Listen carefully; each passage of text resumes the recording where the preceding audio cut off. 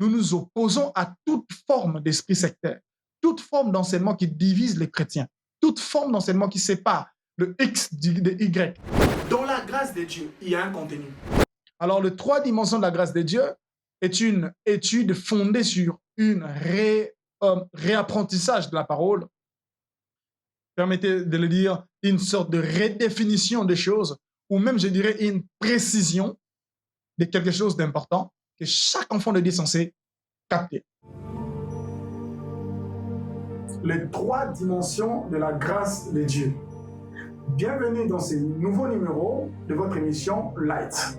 Nous commençons avec vous une série intitulée Les 3 dimensions de la grâce de Dieu. Je vous prie de serrer nos ceintures et de nous asseoir et de contempler l'ensemble des choses qui vont être dites. Ayant votre Bible à votre portée, vérifiant, regardant attentivement ce que nous allons partager et soyez prêts à connaître un changement dans votre vie, un changement et qui va complètement être significatif en vous et que vous n'oublierez plus jamais.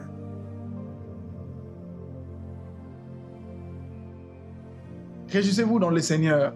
Je suis le docteur Souvien, Joseph Nepios, votre frère dans le Seigneur. Alors, comme je le dis au départ, nous commençons une série aujourd'hui d'enseignement intitulée « Les 3 dimensions de la grâce de Dieu ». Tout chrétien aujourd'hui est capable de dire quelque chose au sujet de la grâce de Dieu. Demandez à un frère qui est à votre côté, qu'est-ce que c'est que la grâce de Dieu? Eh bien, vous ne manquerez pas une réponse, car nous en avons assez entendu. Si vous êtes chrétien et que vous n'avez jamais entendu parler de la grâce de Dieu, eh bien, je me demanderai quel genre de chrétien vous êtes. Il est évident que tout chrétien aurait déjà entendu cette phrase. Et même le païen, à cause de notre présence multiple dans le monde, tout le monde sait déjà ou a déjà entendu parler de la grâce de Dieu. Et peut-être, pour certains, ce serait nouveau d'entendre qu'il y ait des dimensions de la grâce de Dieu. Je m'expliquerai. Au cours de cet enseignement, je m'expliquerai et j'expliquerai pourquoi est-ce que j'ai utilisé cette expression « dimension de la grâce ». Vous verrez dans quel contexte je l'emploie. Mais quelque chose est fabuleux ici, quelque chose est impressionnant ici, c'est que cette étude ne sera pas le fruit des raisonnements. Cette étude ne sera pas le fruit des concepts individuels, mais il résulte d'une étude des Écritures. Cela résulte d'un moment devant l'Écriture. Ayant vos Bibles avec vous, regardons ce que l'on va enseigner. Soyez prêts à recevoir la parole de Dieu. Cette étude n'est pas l'ensemble des croyances anciennes et juste répétées, mais c'est quelque chose qui émane d'un cœur qui croit que la parole de Dieu est un mystère illimité, un mystère qu'on ne peut pas épuiser. Vous savez, la Bible présente l'Écriture, particulièrement l'Évangile du Christ, comme un grand mystère.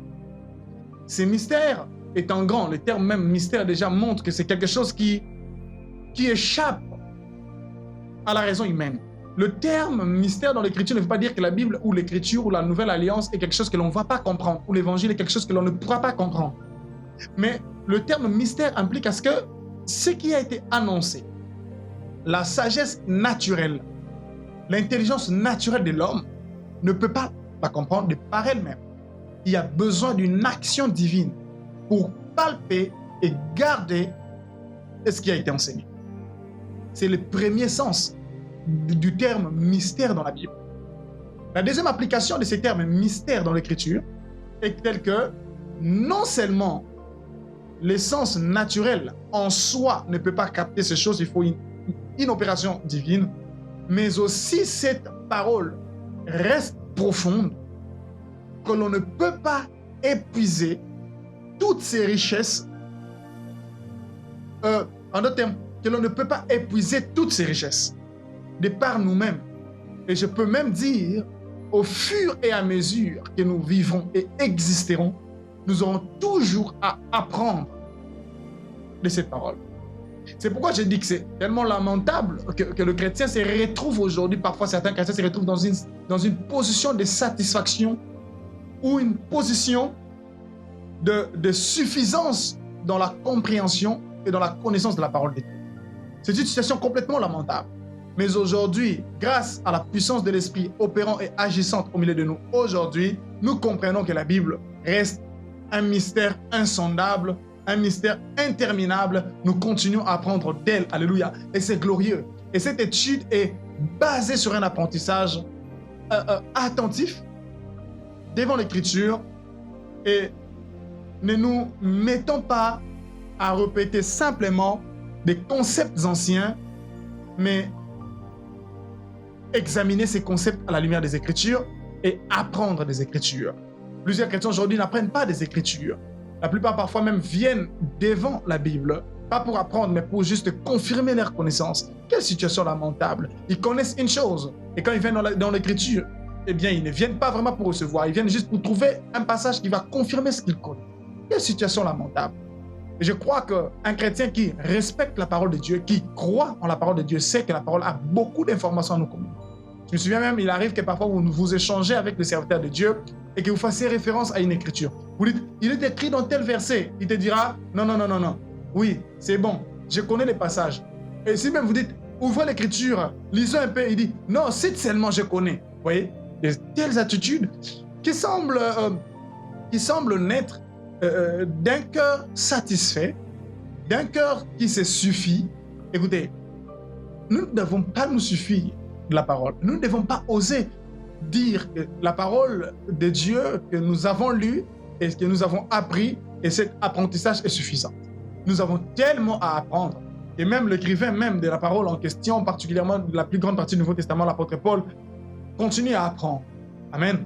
Ainsi donc, dans Deutéronome, par exemple, chapitre 4, le verset 6, il nous est dit, parlons de la loi, et vous le garderez et le pratiquerez, car ce sera là votre sagesse et votre intelligence aux yeux du peuple, qui entendront tous ces statuts et diront, quel peuple sage et intelligent que cette grande nation. Vous voyez, ici Dieu dit aux enfants d'Israël que la loi, parce qu'à l'époque il n'avait que la loi, les 5 livres, il dit cette loi doit être votre sagesse et votre intelligence.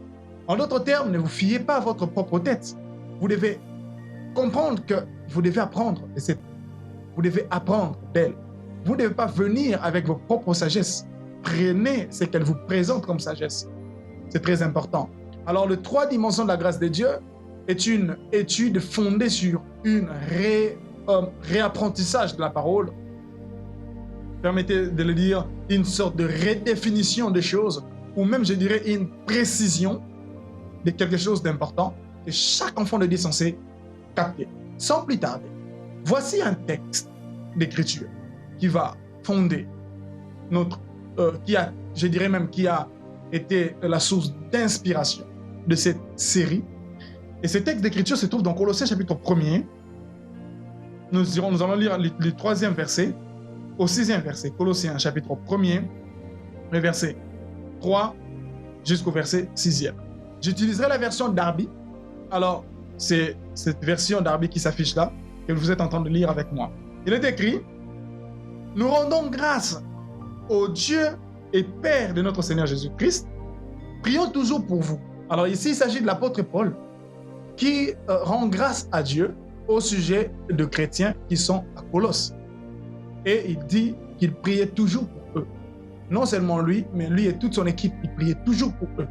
C'est très fabuleux et c'est très merveilleux pour nous, ministres de la parole de Dieu, de comprendre qu'au-delà du fait d'enseigner la parole à nos frères et sœurs, nous sommes censés également prier pour eux. Car le mystère que nous enseignons ne pénétreront pas leur cœur simplement quand nous les enseignons, juste en les disant ou en leur disant la vérité.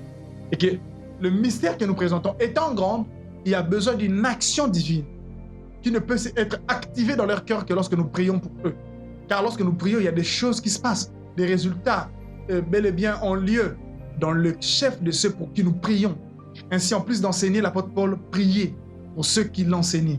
Et en priant, quelque chose de grand s'accomplissait et la parole trouvait sa voie pour entrer. Et au verset 4, il dit, « Ayant ouï parler de votre foi dans le Christ Jésus et de l'amour que vous avez pour tout le saint, le chrétien de Colosse, avait reçu l'évangile. Et quelque chose était né en eux et grandissait en eux. Et l'apôtre Paul avait entendu parler de ça. C'était quoi la chose? La foi et l'amour. Avez-vous remarqué cela? La foi et l'amour. L'apôtre a entendu parler de leur foi et de leur amour pour tout le saint. Pas de leur amour pour le saint qui était juste avec eux, mais de leur amour pour tout le saint. Tout le saint. Cette expression est capitale, pour tout le saint. Vous savez, l'esprit sectaire dans le corps de Christ, esprit sectaire, notre ministère est fondé et basé sur un combat contre tout esprit sectaire dans le corps du Christ. Nous nous opposons à toute forme d'esprit sectaire, toute forme d'enseignement qui divise les chrétiens, toute forme d'enseignement qui sépare le X de Y. Nous restons fondamentalement dans la parole de Dieu et nous sommes, l'une de nos luttes dans le corps du Christ aujourd'hui, c'est d'amener les chrétiens à la conscience du seul corps du Seigneur Jésus. Cette conscience qui nous établit dans la véritable unité dans le corps du Christ. Et ainsi donc, ici il dit, nous avons constaté une chose. Paul dit, nous avons constaté une chose. Votre foi, on a entendu parler de cela, et votre amour, pas pour quelques saints, mais pour tout le saint. Chaque chrétien doit grandir, non seulement dans sa foi, dans la foi, mais également dans son amour pour tout le saint. Vous ne devez pas juste aimer le frère de vos communautés. Non. Vous ne devez pas juste communier, être bien avec le frère de votre dénomination, de votre église. Non. Nous devons comprendre qu'étant dans le corps de Christ, nous sommes tous membres d'un seul corps. Étant en Christ Jésus, même quand bien même il peut se faire que vous ayez des convictions que je ne partage pas et que nous avons des convictions que nous ne partageons pas, nous avons le devoir de nous aimer. Il y a quelque chose que l'Écriture prévoit. Parce que nous n'aurons pas tous les mêmes opinions parfois, dans certains moments, mais plus nous grandissons, nous serons unis dans la foi, c'est-à-dire dans notre connaissance de Dieu. Amen. Notre connaissance de l'Évangile du Christ. Mais il y a quelque chose que Dieu nous impose à tous. Nous devons nous aimer au-delà de nos différences. Nous devons nous aimer réellement, non seulement en parole, mais même en pratique, au-delà de ce qui peut nous créer des oppositions et consorts. Ici, ils aimaient tout le saint. Et je sais que vous avez déjà lu ces passages. Je peux dire pour certains, vous venez à peine de lire ces passages. Comprenez qu'en tant qu'enfant de Dieu, vous devez aimer tout chrétien. Vous devez grandir dans cet amour. Permettez-moi de continuer, le verset 15, il dit ça, qui dit « Et à cause de l'espérance qui vous est réservée dans le ciel, et dont vous avez déjà ouï parler dans la parole de la vérité de l'Évangile. » Au verset 4, « Ayant ouï parler de votre foi dans le Christ Jésus et de l'amour que vous avez pour tout le saint. » C'est très important, c'est très merveilleux cela. Paul dit qu'il avait entendu parler de la foi des Colossiens et de leur amour pour tout le saint. Pas de leur amour pour quelques saints, mais de leur amour pour tout le saint. C'est capital. Vous avez aujourd'hui, très peu de chrétiens réalisent et que nous avons le devoir de nous aimer, nous tous. C'est-à-dire, je ne suis pas censé aimer seulement ceux de ma communauté. Un chrétien n'aime pas seulement un autre chrétien de sa communauté. Il dit l'amour pour tout le saint. Nous devons aimer tout le saint. Vous savez, notre ministère a pour champ de bataille l'unité du corps de Christ. C'est-à-dire amener chaque chrétien à la conscience du seul corps de Christ. C'est de ça qu'il s'agit. Au point qu'un chrétien peut être dans X endroit, l'autre dans Y endroit. Mais lorsqu'il est là où il est, il a conscience qu'il est un avec celui qui est de l'autre côté. Vous voyez cela? Et que X peut prier dans tel endroit, l'autre peut prier dans tel autre endroit. Mais ils ont tous conscience que même si nous prions dans différents endroits, nous sommes un seul. Ça fait partie de nos champs de bataille du ministère. Emmener les croyants à travers l'Écriture à cette conscience. Et c'est là ce que l'apôtre Paul parle ici. Il dit votre amour pour tout le saint. Vous savez, facilement pour détecter un secte au milieu du christianisme ou dans, je ne sais, dans n'importe quel domaine spirituel ou religieux, c'est facile de détecter un secte. C'est que plutôt une secte, pardonnez-moi, parce qu'une secte, dans une secte, le membre d'une secte s'aime seulement entre eux. Quand vous vous retrouvez dans un groupe chrétien, dans un milieu chrétien, où on vous enseigne l'amour qu'envers ceux qui sont dans votre communauté, eh bien il y a un problème. L'Écriture dit l'amour pour tout le saint. Si les enseignements que vous recevez vous séparent des autres frères chrétiens qui ne partagent pas les mêmes convictions que vous, eh bien les enseignements que vous recevez sont des enseignements sectaires. Et oui, sectaires. Car l'Écriture prévoit déjà qu'il y aura des divergences au milieu de nous, au sujet de compréhension. Et la Bible même prévoit déjà que cela pourrait finir, plus nous grandissons, plus nous allons nous unir. Ok, nous grandirons dans notre unité de la foi. Ok, nous atteindrons l'unité de la foi, ce qui veut dire l'unité dans l'évangile, l'unité dans la doctrine du christianisme. Parce que la doctrine du christianisme au commencement, c'est ce qu'on appelait parfois aussi la foi. La foi dans la Bible ne veut pas seulement dire le fait de croire, mais également l'enseignement chrétien est appelé la foi. Il dit jusqu'à ce que nous parvenions tous à l'unité de la foi. Nous y parviendrons. Si nous devons parvenir à l'unité de la foi, ça veut dire que nous ne démarrons pas dans l'unité de la foi.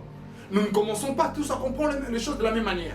Paul même va dire, là où nous sommes d'accord, sur le point où nous ne sommes pas d'accord, alors on peut passer. Là où nous sommes d'accord, marchons ne même pas. Là où nous ne sommes pas d'accord, Dieu nous éclairera là-dessus.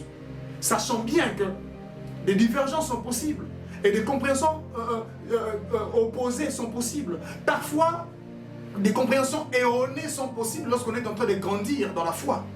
C'est possible qu'un chrétien né de nouveau ayant le Saint-Esprit commette également l'erreur dans sa compréhension de l'Écriture. Vous voyez?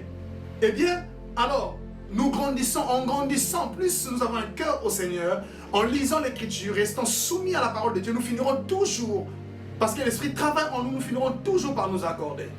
Mais ces genres d'enseignement qui divisent le chrétien, qui séparent le chrétien d'une communauté à une autre. Disons, nous connaissons mieux la vérité que vous, alors vous êtes dans le péché, vous êtes loin du Seigneur, vous êtes des sataniques, vous n'êtes pas de Jésus, nous sommes de telles personnes, nous croyons en tel ministre de Dieu, toutes ces choses ne font qu'amplifier la division et favoriser la haine et l'égocentrisme ou l'égoïsme au milieu chrétien. Et ça fait que nous aimons un groupe de personnes et nous n'aimons pas un autre groupe. Si Dieu nous demande d'aimer nos ennemis, à combien plus forte raison devons-nous nous aimer, nous, frères, au-delà même de nos divergences doctrinales ou je ne sais quoi. Avez-vous vu cela? La Bible dit l'amour pour tout le saint. Paul avait entendu leur amour pour tout le saint. Ils aimaient les saints qui étaient à Corinthe. Ils aimaient les saints qui étaient en Galatie. Ils aimaient dans le contrée de Galatie. Ils aimaient les saints qui étaient en Macédoine. Ils aimaient ceux qui étaient en Jérusalem. Ce qui préoccupait, c'est qu'ils étaient des croyants en Christ. Pas le chrétien de Paul. Non. Ceux qui étaient prêchés par Paul et enseignés par Paul n'aimaient pas seulement le chrétien qui était enseigné par Paul. Vous comprenez ça? Ils aimaient même ceux qui ont été enseignés par Apollos, ceux qui étaient enseignés par Pierre. Alors que ceux qui étaient enseignés par Apollos ne détestaient pas ceux qui étaient enseignés par Jacques. Nous pouvons lire dans l'Écriture, nous découvrons par exemple qu'il y avait des divergences doctrinales entre les paroles de l'apôtre Pierre et Paul et les paroles de l'apôtre Jacques. Jacques et Paul, dans l'Écriture, c'est clair qu'ils avaient quelquefois des divergences dans la manière de comprendre l'Écriture. Nous pouvons voir ça dans Actes et même voir ça dans Galates. Un jour, nous ferons une étude là-dessus, nous partagerons un enseignement là-dessus. C'est que c'est clair dans l'Écriture, mais nous ne voyons pas le chrétien qui était avec Jacques détestait le chrétien qui était avec Paul. Ni le chrétien qui était avec Paul n'aimait que le chrétien qui suivait Paul. Non, ils aimaient tous les frères, mes frères et sœurs. Ceci était un rappel important, c'est quelque chose que nous devons comprendre. C'est un élément fascinant qui peut nous permettre de discerner un faux enseignement qui vient pour diviser, créer de sectes parmi les chrétiens. Peu importe la spiritualité avec laquelle cet enseignement peut être couverte, elle est démoniaque lorsqu'elle nous sépare des frères qui sont dans le Christ, nous établissant comme si nous étions le seul et qui aboutit à un amour sectaire qui nous pousse à n'aimer que ceux qui sont avec nous. Voilà, le verset 5 dit « À cause de l'espérance qui vous est réservée dans les cieux et dont vous avez déjà, oui, ou bien entendu, parler dans la parole de la vérité de l'Évangile. » Nous arrivons à notre point culminant ici. Et ce qui nous conduit à ce thème, les 3 dimensions de la grâce de Dieu. Retenez bien ce que je vais dire ici. Je reprends. Il dit, nous avons oui parlé de votre foi dans le Christ Jésus et de l'amour que vous avez pour tout le saint, à cause de l'espérance qui vous est réservée dans le ciel. Il dit qu'il y a une espérance qui est réservée aux chrétiens dans le ciel. Quelque chose nous est réservé dans le ciel. Et dont vous avez déjà oui parlé dans la parole de la vérité de l'Évangile. Il dit, cette espérance, ils ont entendu parler de cela. Comment ont-ils entendu parler de cela? Ils ont entendu parler de cela dans la parole de l'Évangile, la parole de la vérité de l'Évangile. Donc, ils entendaient la parole de la vérité de l'Évangile. Et parmi les contenus de la parole de la vérité de l'Évangile, ils avaient entendu quelque chose au sujet de leur espérance. Vous voyez cela? Ça, c'est merveilleux. Ces versets nous montrent que la parole, la vérité de l'évangile a des contenus à l'intérieur de laquelle nous trouvons une parole sur notre espérance. Avançons au verset 6, il dit: cette parole, la vérité de l'évangile, qui est parvenue jusqu'à vous, comme aussi il est dans le monde, dans tout le monde, et qui porte du fruit et croit, comme aussi parmi vous, depuis les jours où vous avez entendu et connu la grâce de Dieu en vérité. Au verset 5, il dit que vous avez entendu la parole de la vérité de l'évangile. Et au verset 6, il dit qu'ils ont entendu et connu la grâce de Dieu en vérité. Qu'est-ce qu'ils ont entendu? La parole de la vérité de l'évangile, où ils ont entendu la grâce de Dieu en vérité. Eh bien, c'est ça.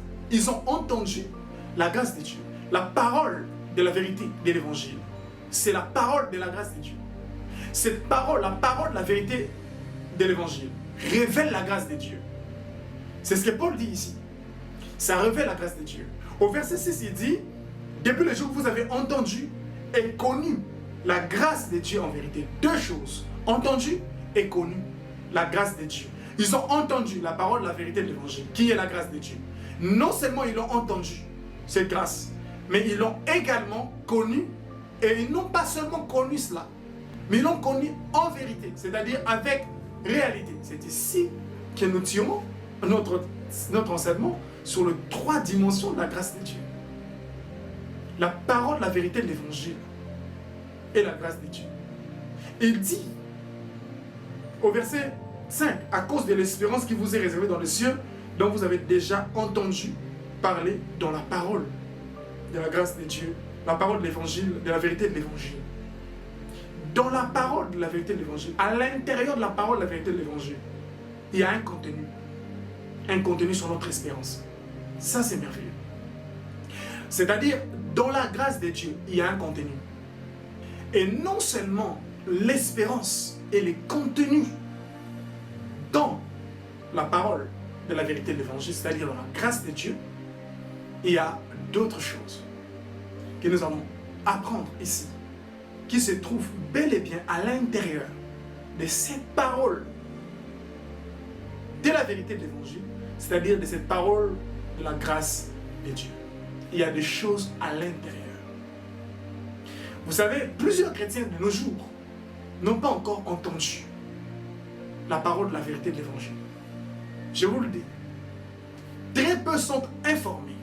Vous savez, beaucoup de gens pensent, plusieurs personnes pensent que tous ceux qui fréquentent le milieu chrétien, tous ceux qui fréquentent nos lieux de culte, sont forcément chrétiens. Quand vous regardez aujourd'hui la crise que nous avons, c'est vraiment la crise des vrais enfants de Dieu. Pour être chrétien, il ne suffit pas de fréquenter un milieu chrétien.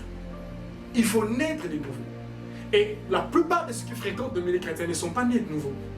Il n'y a pas un miracle pour naître de nouveau. Pour naître de nouveau, il n'y a qu'une seule voie. Une seule. Vous ne pouvez pas naître de nouveau si vous n'avez jamais entendu la parole de la vérité de l'évangile. Plusieurs personnes fréquentent le milieu chrétien parce qu'ils ont été invités et puis ils sont venus, ils sont restés. Et le motif ou le but pour lequel ils y sont restés, ce n'est pas qu'ils ont été attrapés par la parole de l'évangile.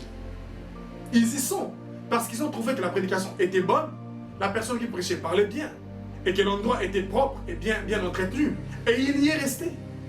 Et il a fait 10, 20, 30 ans, et parfois même on lui confie des tâches sans qu'il ne soit né de nouveau.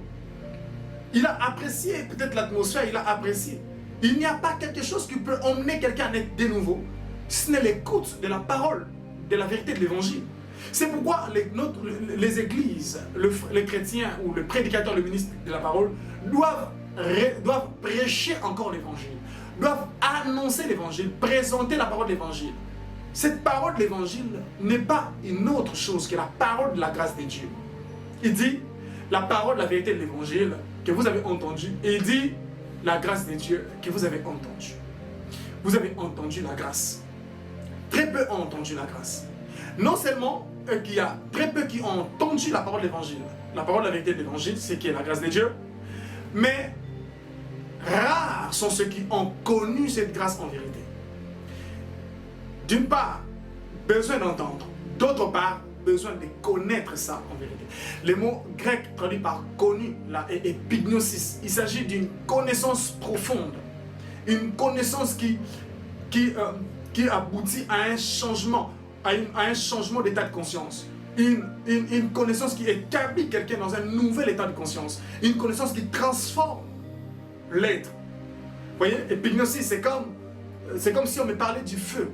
On me dit, tu connais le feu, je vois le feu, je connais le feu. Je peux dire, je sais ce que c'est que le feu. Maintenant, l'epignosis, connaître le feu, dans le sens, en rapport avec les mots epignosis, implique à ce que j'ai touché le feu, j'ai été brûlé par le feu et ça a causé en moi quelque chose qui a changé mon attitude vis-à-vis du feu. Et il dit, ils ont entendu et connu. C'est-à-dire, ils ont eu une expérience de cette grâce. Ils ont expérimenté cette grâce-là. Et cela a changé leur attitude vis-à-vis de cette grâce, vis-à-vis du monde, vis-à-vis de tout. Si nous pouvons voir aujourd'hui les chrétiens, la plupart des chrétiens rester superficiels comme ils sont, c'est parce que la plupart n'ont pas encore entendu vraiment cette parole qu'on appelle la parole de la vérité de l'évangile, qui est la grâce de Dieu. Et non seulement la plupart n'ont pas entendu, même ceux qui ont entendu, très peu d'entre eux ont connu. C'est-à-dire, ils ont fait une expérience de cette grâce. Comprendre cette grâce. Pénétrer les profondeurs de cette grâce. Et cela conduit à des manques. Des manques qui ne peuvent jamais être comblés. Il y a besoin de reprendre notre étude de la parole de Dieu pour tirer de ce qui est écrit et nous tenir encore humblement devant le Seigneur pour qu'il nous accorde la grâce de voir ce qu'il a donné, de voir ce qu'il a donné en Christ Jésus et de participer à cela, de jouir de cela, de profiter de cela. Aujourd'hui, les chrétiens forcent à marcher d'une certaine manière ou d'une bonne manière. Les chrétiens s'efforcent à être bien en Christ. Ils s'efforcent à se comporter bien, ils s'efforcent à être agréés devant les gens, ils s'efforcent de manière naturelle. Il y a même des débats au milieu chrétien, bizarrement. Et quand vous écoutez ce genre de débat, vous vous rendez compte que le seul problème ici, c'est qu'ils n'ont pas encore connu la grâce de Dieu en vérité. Ils n'ont pas encore connu la grâce de Dieu en vérité. Il y a des choses à connaître. La nouvelle alliance est venue avec une nouvelle manière. Vous savez, le Nouveau Testament est venu avec un royaume. Jésus a dit, le royaume de Dieu s'est approché. C'est ça la bonne nouvelle. Le royaume de Dieu s'est approché. Ce royaume est venu avec la grâce de Dieu. Cette grâce a beaucoup de contenu à l'intérieur. Et c'est comme ça, c'est de ça que nous parlons. Nous parlons de ces trois dimensions. Cette grâce contient tellement d'informations qu'on ne peut pas épuiser cela. On peut appeler tous les ministres de tous les temps, ils pourraient commencer à enseigner aujourd'hui. Pendant 10 000 ans, ils n'achèveront jamais, ils ne termineront jamais. Ils ne parachèveront jamais. Et ils n'exposeront jamais tous les contenus, toute la richesse de cette grâce. Elle est immense, cette grâce. Que nous ne devrions pas parler seulement de la grâce, mais c'est absurde. Ils disent non, la Bible parle aussi de la sanctification. La Bible parle aussi de la crainte de Dieu. La Bible parle aussi de fuir le péché. Écoutez, je crains que vous ayez une conception mosaïque. Mosaïque. Tenez une chose, quand vous lisez sanctification dans l'Ancien Testament et vous lisez sanctification dans la Nouvelle Alliance, vous êtes en train de lire deux mots qu'on traduit en français de manière identique, sanctification. Mais dans l'application et la compréhension, on connaît un profond changement à cause de la mentalité de l'Alliance. La mentalité de l'Ancienne Alliance est tout à fait différente de la mentalité de la Nouvelle Alliance. Ce qu'on comprenait par la sanctification de l'Ancienne Alliance n'est pas la même chose que l'on comprend comme sanctification de la Nouvelle Alliance. Ce qu'on comprenait par la crainte de Dieu dans l'Ancienne Alliance n'est pas la même que ce que l'on doit comprendre comme crainte de Dieu dans la Nouvelle Alliance. C'est ce que la plupart des chrétiens ne comprennent pas. C'est qu'ils ne comprennent pas que la grâce n'est pas un point dans le message chrétien, mais c'est tout le message chrétien. Au point que l'Écriture dit nous sommes sous la grâce. Sous la grâce.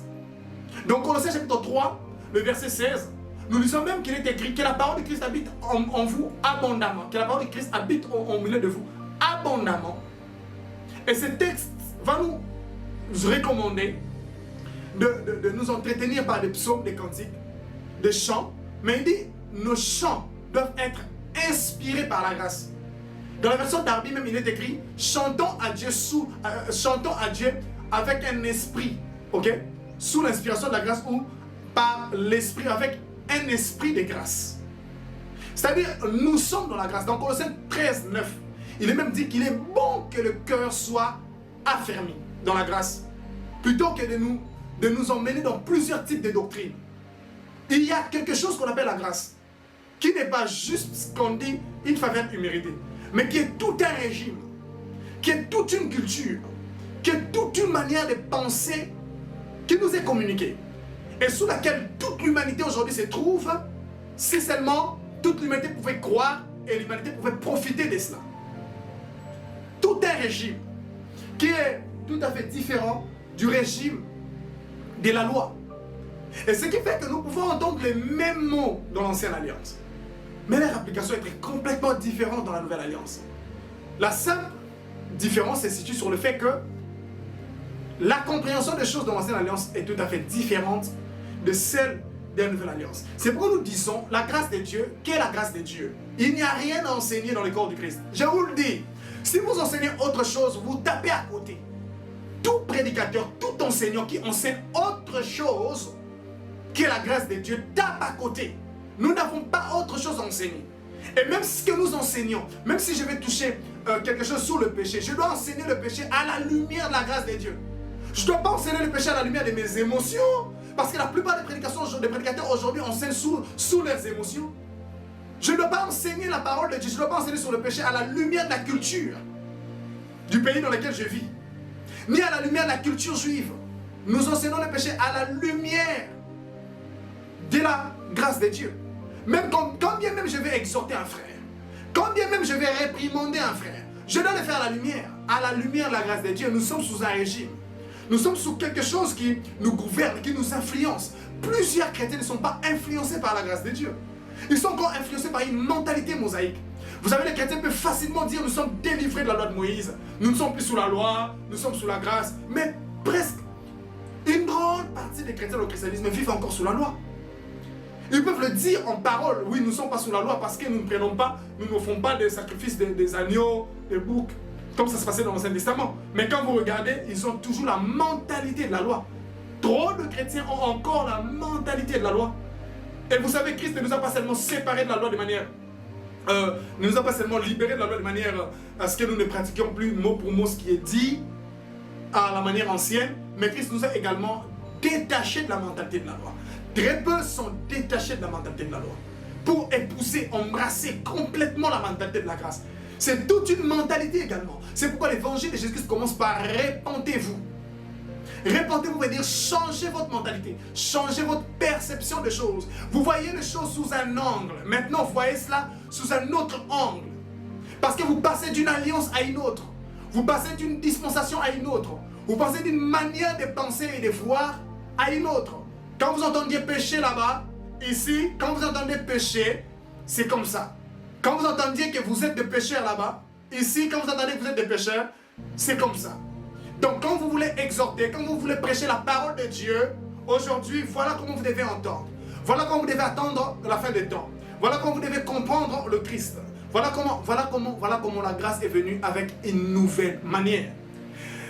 Je me suis senti dans l'obligation de poser ces fondements, afin que nous puissions comprendre lorsque nous allons démarrer notre enseignement, de saisir une vérité. Selon que la parole de Dieu, un homme ne peut naître de nouveau que s'il écoute la parole de l'évangile, la parole de la vérité de l'évangile. Et la parole de la vérité de l'évangile, c'est la parole de la grâce de Dieu. L'homme a besoin d'entendre cette parole. Non seulement de l'entendre, mais également, le chrétien qui a cru en cette parole a besoin de la connaître. Et la connaître avec réalité. C'est-à-dire la connaître avec une expérimentation. Vivre pleinement ces choses. Car cette grâce n'est pas juste un message, mais c'est tout un régime. C'est tout un système. C'est quelque chose à l'intérieur de laquelle les gens peuvent se trouver, sous laquelle les gens sont. Nous sommes sous la grâce. Comprendre cela afin que chaque chrétien soit influencé par cette grâce. Et que chaque enseignement qui peut être donné soit inspiré de cette grâce. Que le cœur soit affermi dans cette grâce. Voilà. Et saisir la vérité selon que dans cette grâce, contient beaucoup de mystères. Et ces mystères peuvent être classés sur 3 dimensions. Les 3 dimensions de cette grâce. C'est là que nous verrons les 3 dimensions du contenu de la grâce de Dieu. C'est là maintenant que nous verrons le clé, le message de cette grâce dans chacune des dimensions.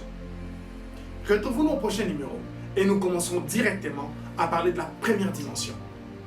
Merci de nous avoir suivis jusqu'à la fin. Que la grâce de Dieu vous couvre et restez sous l'influence de cette grâce. Soyez bénis.